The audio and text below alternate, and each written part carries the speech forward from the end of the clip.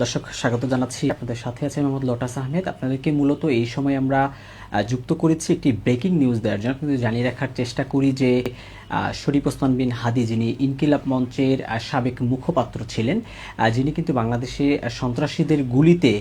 চিকিৎসাধীন থাকা অবস্থায় সিঙ্গাপুরে মারা গিয়েছিলেন, সেই হাদি হত্যাকাণ্ডের যে মূল আসামি, যিনি ছাত্রলীগ নেতা মাসুদ করিম ফয়সাল, তাকে কিন্তু গ্রেপ্তার করেছে ভারতের আইন শৃঙ্খলা রক্ষাকারী বাহিনী। কিন্তু জানিয়ে রাখার চেষ্টা করি যে এখন থেকে প্রায় 1 ঘন্টা পূর্বে ভারতীয় যেই সংবাদ সংস্থা রয়েছে ANI, তারা তাদের এক্স হ্যান্ডেলে কিন্তু একটি টুইট করেছে এবং সেখানে একটি তারা যেই সংবাদ যে প্রেস রিলিজ সেটি কিন্তু তারা দিয়েছে এবং সেখানে তারা বলেছে যে মাসুদ করিম ফয়সাল সহ 2 বাংলাদেশিকে তারা ভারতের বনগাঁ সীমান্ত এলাকা থেকে গ্রেপ্তার করেছে এবং তারা তাদের যে প্রেস রিলিজে যেই বিবরণটি দিয়েছে সেটি হচ্ছে যে তাদের কাছে গোপন সূত্রে তথ্য ছিল যে এই বাংলাদেশে হত্যাকাণ্ডের সাথে জড়িত, অর্থাৎ শরীফ ওসমান বিন হাদি হত্যাকাণ্ডের সাথে জড়িত মাসুদ করিম ফয়সাল, তিনি অবৈধ উপায়ে ভারতে প্রবেশ করেছেন এবং তিনি সীমান্ত এলাকায় অবস্থান করছেন এবং সেখান থেকে তিনি পুনরায় ভারতে প্রবেশের চেষ্টা করছেন। এমন তথ্যের ভিত্তিতেই কিন্তু তারা সেই বনগাঁও সীমান্ত এলাকায় অভিযান চালিয়েছে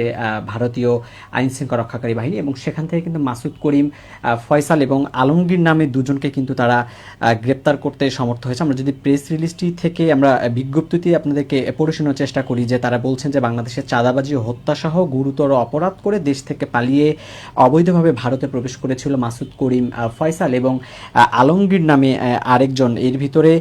ভারতীয় যে সংবাদ সংস্থা ANI, তারা যেমনটি বলছেন যে তাদের হাতে গ্রেপ্তারকৃত রাহুল ওরফে ফয়সাল করিম মাসুদ, তার বয়স 37 বছর এবং তার ঠিকানা দেখানো হয়েছে বাংলাদেশের পটুয়াখালী জেলায়। পাশাপাশি অপর আরেকজন যিনি গ্রেপ্তার হয়েছেন ভারতীয় আইন শৃঙ্খলা রক্ষাকারী বাহিনীর হাতে, তিনি হলেন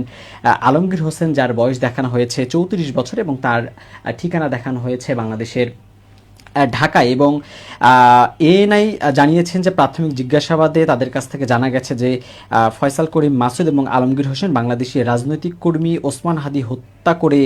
ভারতে পালিয়ে এসেছিল এবং তারা মেঘালয় সীমান্ত দিয়ে অবৈধভাবে ভারতীয় ভূখণ্ডে প্রবেশ করে ভারতের বিভিন্ন স্থানে অবস্থান করার পর সবশেষ বনগাঁওয়ে এসেছিল। সেখান থেকে তারা পুনরায় বাংলাদেশে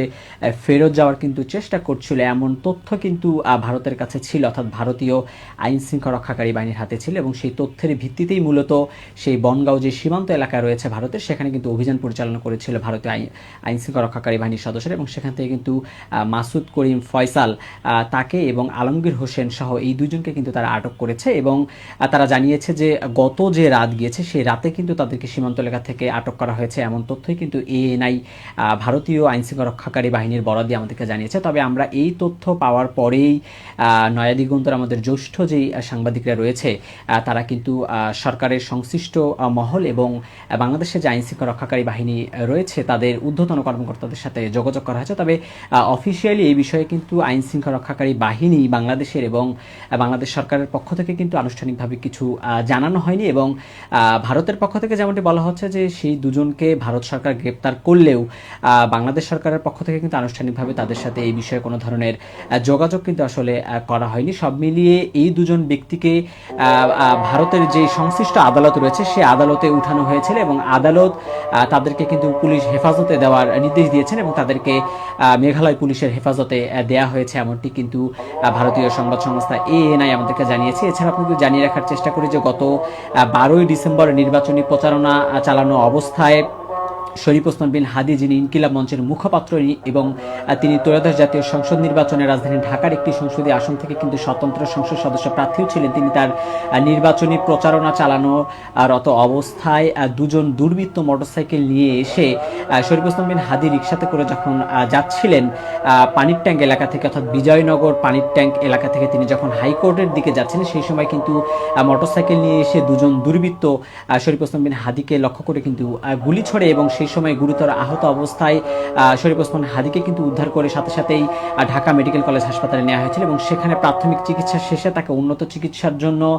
রাজধানীর এভারকেয়ার যে হসপিটাল রয়েছে সেখানে কিন্তু নেওয়া হয়েছিল এবং সেখানে চিকিৎসাধীন থাকার পরে তাকে উন্নত চিকিৎসার জন্য কিন্তু সিঙ্গাপুরে নেওয়া হয় এবং সিঙ্গাপুরে চিকিৎসাধীন থাকা অবস্থায় গত বছরের 18 ডিসেম্বর কিন্তু শেষ নিঃশ্বাস ত্যাগ করেছিলেন শরীফ ওসমান বিন হাদি এবং এরপরে কিন্তু বাংলাদেশে ফিরিয়ে এনে তার যে দাফন কার্য সেটি সম্পন্ন করা হয় এবং শরীফ ওসমান বিন হাদি হত্যাকাণ্ডের পরে কিন্তু পুরো দেশে এক ধরনের ক্ষোভের সৃষ্টি হয়েছিল এবং বাংলাদেশের আইন শৃঙ্খলা রক্ষাকারী বাহিনীর যতগুলো সংস্থা রয়েছে তারা পৃথক পৃথকভাবে কিন্তু তাদের মতো করে তদন্ত কার্যক্রম শুরু করে এবং পুলিশের তদন্তে উঠে আসে যে ছাত্রলীগ নেতা ফয়সাল, যিনি মাসুদ করিম এবং রাহুল নামে পরিচিত, তিনি আসলে এই ঘটনার সাথে জড়িত এবং এই হত্যাকাণ্ডে ব্যবহৃত অস্ত্রসহ হত্যাকাণ্ডে ব্যবহৃত যে মোটরসাইকেলটি ছিল সেটিও কিন্তু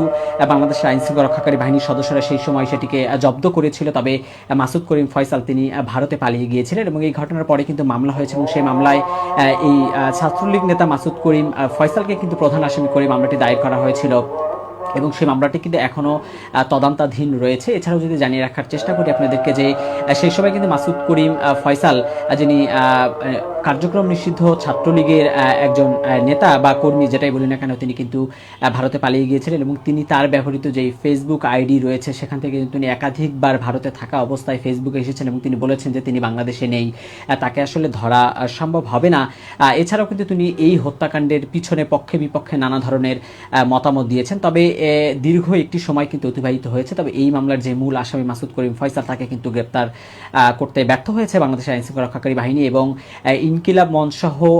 বিভিন্ন বাংলাদেশের রাজনৈতিক দলের পক্ষ থেকেও কিন্তু শরীফ ওসমান বিন হাদী হত্যাকাণ্ডের সুষ্ঠু বিচারের দাবি তোলা হয়েছে। বাংলাদেশে বিভিন্ন সময় বিভিন্ন ধরনের আন্দোলন হয়েছে এবং রাজপথে কিন্তু আমরা মিছিল মিটিংও হতে দেখেছি হাদী হত্যাকাণ্ডের বিচারের দাবিতে। বিশেষ করে জামায়াত ইসলামী সহ বাংলাদেশ জাতীয়তাবাদী দল বিএনপি অর্থাৎ যারা এখন সরকার গঠন করেছে তারাও কিন্তু হাদী হত্যাকাণ্ডের সুষ্ঠু বিচার চেয়েছে এবং তদন্তের দাবিও কিন্তু তারা তুলেছিল। তবে ইনকিলাব মঞ্চের পক্ষ থেকে কিন্তু বারংবার বাংলাদেশ সরকার অর্থাৎ অন্তর্বর্তীকালীন সরকারে যারা ছিলেন ডক্টর মোহাম্মদ ইউনূসের নেতৃত্বাধীন যে সরকার, সেই সরকারের সাথে কিন্তু বারংবার যোগাযোগ করা হয়েছে যে তারা যাতে পার্শ্ববর্তী দেশ ভারত এবং ভারত সরকারের সাথে যাতে যোগাযোগ করে যে শরীফ ওসমান বিন হাদী হত্যাকারী যিনি ভারতে অবস্থান করছেন এবং ভারতে পালিয়ে রয়েছেন তাকে যাতে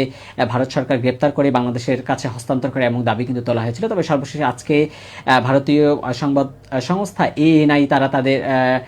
টুইটারে অর্থাৎ বর্তমানে যেটি এক্স হ্যান্ডেল সেখানে এক্স হ্যান্ডেলে তারা টুইট করে কিন্তু জানিয়েছে যে তারা সেই ভারতীয় যেই রাজনৈতিক নেতা শরীফ ওসমান বিন হাদী হত্যাকাণ্ডের যেই আসামি ফয়সাল এবং আলমগীর নামে আরেকজন, এই দুজনকে কিন্তু তারা ভারতের বনগাঁও সীমান্ত থেকে আটক করেছে। এটি কিন্তু বর্তমানে ব্রেকিং নিউজ। তবে বাংলাদেশ সরকারের পক্ষ থেকে আসলে ভারত সরকারের সাথে যোগাযোগ করা হবে কিনা, যেহেতু ভারত সরকার বা ভারতের আইন শৃঙ্খলা রক্ষাকারী বাহিনী তাকে যে ফয়সাল সহ আরেকজনকে গ্রেপ্তার করেছে, এখন বর্তমান প্রেক্ষাপটে বাংলাদেশ সরকার ভারত সরকারের সাথে আসলে যোগাযোগ করবেন কিনা কিংবা তাদেরকে দেশে ফিরিয়ে আনার বিষয়ে কোনো তৎপরতা চালাবেন কিনা সেটি কিন্তু আসলে দেখার বিষয়। তবে যেমনটি শুরুতেই বলে রাখার চেষ্টা করছিলাম যে তাকে গ্রেপ্তারের বিষয়ে কিংবা তাকে দেশে ফিরিয়ে নিয়ে আসার বিষয়ে এখন পর্যন্ত বাংলাদেশ সরকার কিংবা বাংলাদেশের আইন শৃঙ্খলা রক্ষাকারী বাহিনীর সংশ্লিষ্ট যে সূত্র তারা কিন্তু অফিসিয়ালি এই বিষয়ে কোনো ধরনের তথ্য কিন্তু আমাদেরকে নিশ্চিত করেনি। তবে এই বিষয়ে হয়তোবা আজকে কিংবা আগামীকালের ভিতরে হয়তো বাংলাদেশ সরকার কিংবা আইন শৃঙ্খলা রক্ষাকারী বাহিনী তারা হয়তো বিষয়টি স্পষ্ট করবেন যে তাকে আদতেই গ্রেপ্তার করতে সমর্থ হয়েছে কিনা কিংবা ভারত সরকারের পক্ষ থেকে ভারত আইন শৃঙ্খলা রক্ষাকারী বাহিনীর পক্ষ থেকে বাংলাদেশের সাথে যোগাযোগ করা হয়েছে কিনা কিংবা যদি সেই দুজনকে বাস্তবেই গ্রেপ্তার করা হয়ে থাকে ভারতে, তবে বাংলাদেশ সরকার কিংবা আইন শৃঙ্খলা রক্ষাকারী বাহিনী কিংবা ইন্টারপোলের মাধ্যমে তাদেরকে আসলে ভারত থেকে বাংলাদেশে ফিরিয়ে নিয়ে আসা হবে কিনা সেই বিষয়গুলো কিন্তু সুস্পষ্ট হওয়া যাবে। সেই পর্যন্ত আপনারা আমাদের সাথে থাকবেন। আবারও এই সংক্রান্ত নতুন যদি কোনো আপডেট থাকে সেটি আমরা আপনাদেরকে